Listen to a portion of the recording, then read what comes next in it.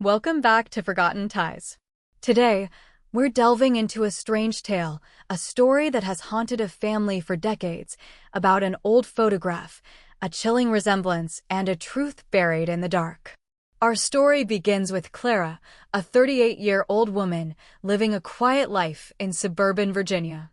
Clara is a graphic designer, spending her days turning ideas into images on a computer screen.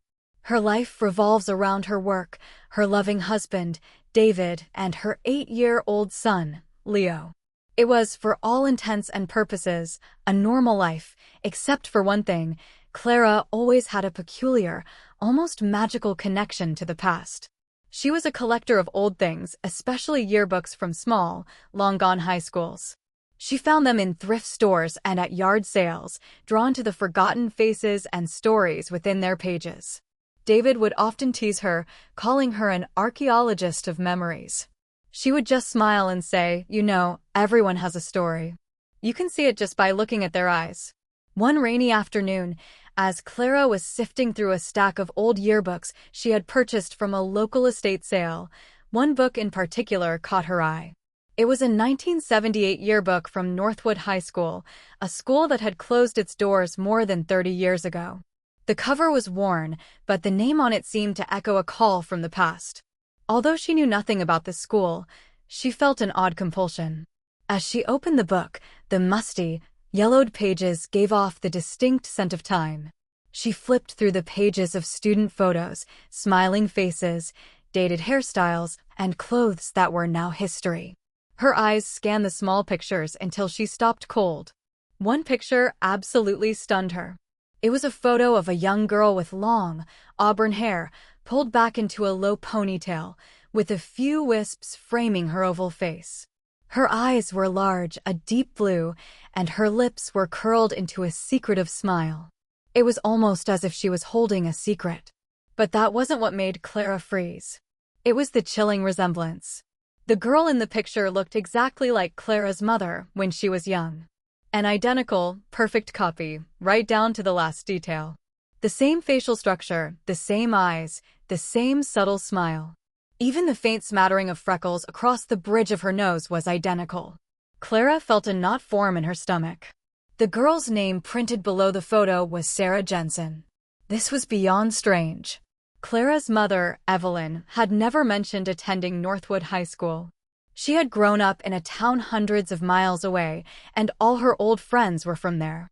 Clara immediately took out her phone and searched for the names Evelyn Monroe, her mother's maiden name, and Sarah Jensen. Nothing.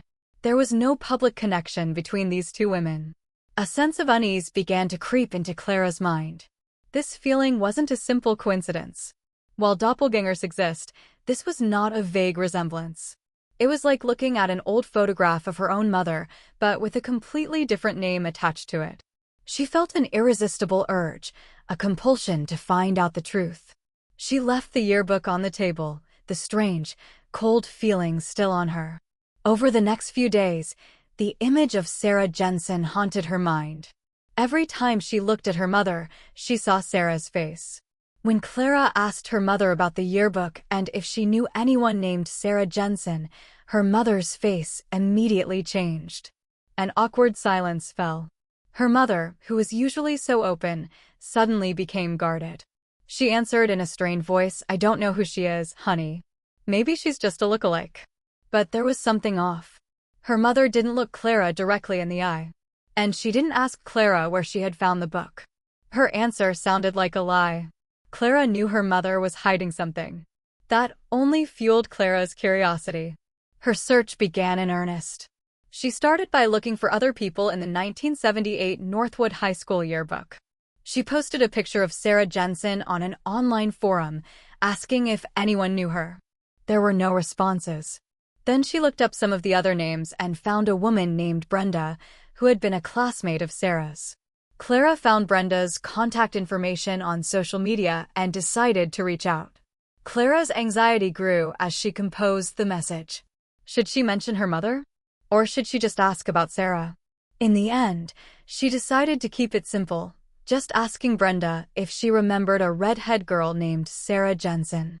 Brenda's reply came quickly and gave Clara goosebumps. "Oh yes, I remember Sarah. She was my best friend. But sadly, she passed away many years ago. An accident. It was terrible."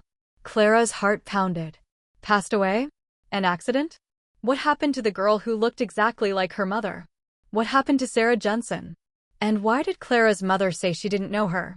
Her mother's tense silence, the uncanny resemblance, and now the news of Sarah's death, it all felt like a chain of events strung together. Clara's search was no longer just a harmless hobby.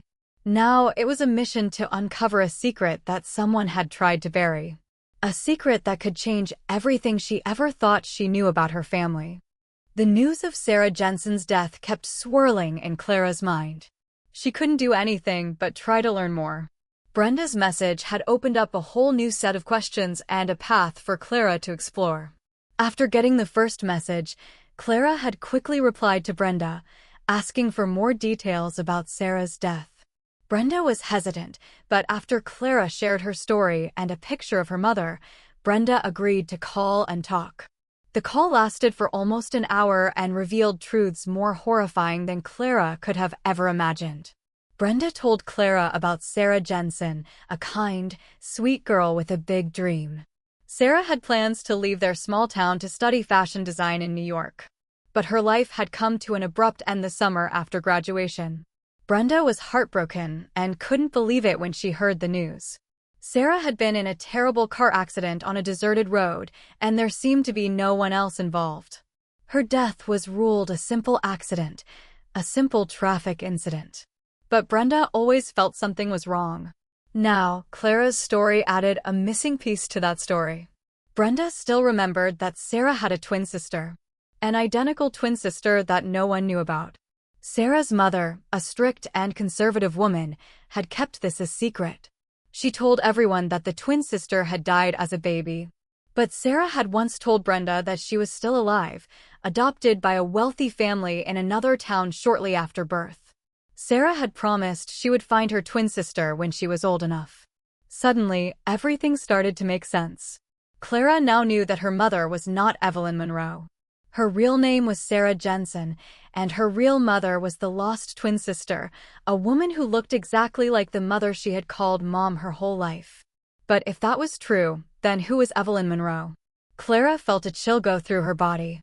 She went back to the yearbook. She flipped through the pages again, but this time, she wasn't just looking for Sarah Jensen. She was looking for others, people who might have known the truth. She found a picture of a young woman named Evelyn Monroe, also a student in the same class. The girl in this picture looked completely different. She had dark hair and brown eyes, but she still looked so much like Clara's mother. What in the world was going on? Clara called Brenda back, feeling desperate. Brenda couldn't explain the contradiction either. Brenda only knew about an identical twin, not two women who looked so much alike. Then, Brenda remembered a small detail. Sarah had once told her about a terrible secret. She had a best friend named Evelyn who had been taken in by her family after Evelyn's mother died when she was a baby. Sarah said that she had a difficult life. Her father had abandoned her and her mother after she was born, and then her mother became very sick. Sarah couldn't help either. After hearing Brenda's story, Clara decided to confront her mother. This time, she couldn't accept vague answers. She went straight to the point, asking her about Sarah Jensen and the 1978 yearbook. Her mother's eyes widened, and her face turned pale.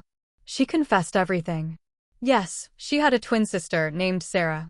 But Clara's mother, the woman she called Mom, was not Sarah. She was Evelyn Monroe, an old friend of Sarah's. And the story of these two women was even stranger and more complicated. The story started in high school. Sarah and Evelyn were best friends. Sarah was the outgoing and ambitious one. Evelyn was the quieter and more introverted one, but she was also very kind. The two of them shared everything. However, when Sarah got pregnant, their lives started to go in a different direction.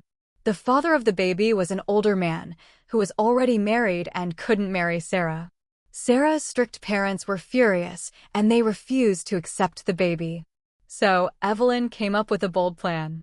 She would pretend to be the baby's mother, marry a man she had just met. Evelyn and Sarah would live together. Evelyn would be the baby's mother, and Sarah would be the baby's aunt. It was a crazy plan, but they pulled it off. They found a decent man, got married, and had the baby. Clara was that baby. But life after that was not easy. Sarah had another baby, a little girl named Rose. But this time, she took care of her on her own. Rose also had a different father, and then she was also abandoned. Sarah had to work to support her, but she had a very difficult life. So, Evelyn and her husband agreed to help her. Everything seemed to be going well until one day, Sarah called Evelyn. She said that she had found Clara's biological father. It turned out that he had become a wealthy and famous man, and he wanted to meet his daughter. Sarah was worried, but Evelyn was excited. This was an opportunity for Clara to have a better life. But Sarah never showed up to the meeting. The next day, Evelyn got the news that Sarah had died in a car accident. Sarah's death was ruled an accident, but Evelyn didn't believe it. She believed that Clara's father had arranged the accident to stop Sarah from revealing the secret. Evelyn was too scared, so she hid everything. She told Clara that she was her daughter, and she told Rose that she was her niece. She did all of that to protect Clara. Evelyn's story had left Clara stunned. It was unbelievable that such a complicated story could have been kept a secret for so many decades. Clara looked at the woman she had called her mother her whole life with a completely different look. It was a look of pain, but there was also a little bit of respect. Evelyn continued her story. After Sarah's death, she took the yearbook and tried to burn it, but for some reason, the book didn't burn completely. She took the rest and hid it away. That was why she was so scared when she saw it in Clara's hands. She believed it was an omen, a sign that the secret would be revealed. Evelyn also tried to contact Clara's father. She went to see him, a wealthy man named Richard Sterling. He was a famous lawyer, known for his ruthlessness and ambition. When Evelyn told him about Sarah and Clara, he refused to acknowledge his daughter. He said that he had no idea that Sarah was pregnant, and he wouldn't accept an illegitimate child. Evelyn was furious, and she swore that she would never let Clara get near him. For many years, Evelyn tried to protect Clara from Richard Sterling. She moved homes and changed her name so she wouldn't be found. She did everything she could to make sure Clara had a normal life. But one day, Richard Sterling contacted Evelyn. He had found her, and he wanted Clara. He said that he had changed and wanted to make up for what had happened. Evelyn was very hesitant. Could she trust him? Could he have changed? Evelyn didn't know. And then, Rose also found Evelyn. She had grown up and become a beautiful, intelligent woman. Rose had worked as an investigative journalist, and she had spent many years investigating her mother's death. She had found some evidence that Sarah's accident was not a normal accident. Rose believed that Richard Sterling had orchestrated the accident. Rose came to see Evelyn, and she told her about what she had found. Rose believed that Richard Sterling had killed her mother. And Rose also believed that he wouldn't stop there. He would find Clara, and he would do everything to stop her from revealing the truth. The story had become too complicated. Clara didn't know who to believe. She couldn't believe that her biological father was a murderer. But she also couldn't believe that her adoptive mother was a liar. Clara felt confused and pained. She didn't know what she should do. Evelyn was also in a lot of pain. She had kept this secret her whole life, and she didn't know what she should do. She had told Clara that she had done all of this to protect her. But now she realized that she had made a big mistake. She had kept this secret for too long, and she had made Clara suffer. Clara couldn't stop thinking about what her mother had said. The secrets about her biological mother, about her biological father, about the death of her biological mother. Everything was too complicated. She didn't know who she should believe or what she should do. One afternoon, Clara sat alone in her study, trying to put the pieces of the story together. She found an old box in her mother's closet. Inside was an old photo album. When she opened it, she saw pictures of Sarah and Evelyn when they were young. They were smiling, hugging each other, like two sisters. Clara felt her heart tighten. She didn't know what she should do. Should she confront Richard Sterling? Should she believe Rose? Should she believe Evelyn? Clara didn't know. Clara spent a few days thinking. Finally, she made a decision. She would go see Richard Sterling. She would confront him. She would ask him about Sarah and her death. She would ask him about herself. Clara called Richard Sterling and asked to meet him. He agreed immediately. Clara went alone, even though David tried to convince her not to. But Clara knew she had to go alone. She needed to know the truth.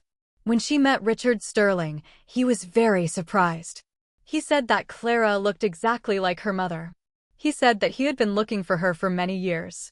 He said that he regretted what had happened. Richard Sterling told Clara a completely different story. He said that he had loved Sarah. He said that he had wanted to marry her, but his family hadn't accepted it. He said that he had no idea that Sarah was pregnant. He said that he was heartbroken when he heard the news that Sarah had died. He had spent many years looking for Clara, but he hadn't found her. Clara didn't know who to believe. She couldn't believe that her adoptive mother had lied to her whole life. But she also couldn't believe that her biological father was a murderer. Clara decided to investigate further. She contacted Rose and told her about what had happened. Rose was furious. She said that Richard Sterling had lied. Rose said that she had proof of the murder. She said that she had found a diary of her mother's, in which she had recorded everything. Clara and Rose investigated together. They found a man who had worked for Richard Sterling. The man admitted that he had been paid to stage the accident. He said that Richard Sterling had done all of that to stop Sarah from revealing the secret. In the end, Clara found the truth. She went to see Evelyn and told her about what she had found. Evelyn was in a lot of pain. She cried and she apologized to Clara. She said that she had done all of that to protect her, but she had done it wrong. Clara forgave Evelyn. She knew that Evelyn had done all of that out of love. And she had learned an important lesson. Sometimes, the truth can be very painful, but it's what's necessary. Clara also went to see Richard Sterling. She confronted him. She told him that she knew the truth. Richard Sterling was very scared. He ran away. After that, Clara contacted the police. She gave them all the evidence. Richard Sterling was arrested. In the end, Sarah was given justice. Clara lived a new life. She had found her biological mother, the one she had never known. She had found a sister, Rose. And she had found the truth. This story is a reminder of the importance of truth and the power of love. Sometimes, the secrets we hide can cause more pain than the truth. But when we face the truth, we can find forgiveness and healing. If you liked this story and want to explore more mysterious tales, make sure you hit the like button and subscribe to our channel, Forgotten Ties. And don't forget to turn on the notification bell so you don't miss any new videos.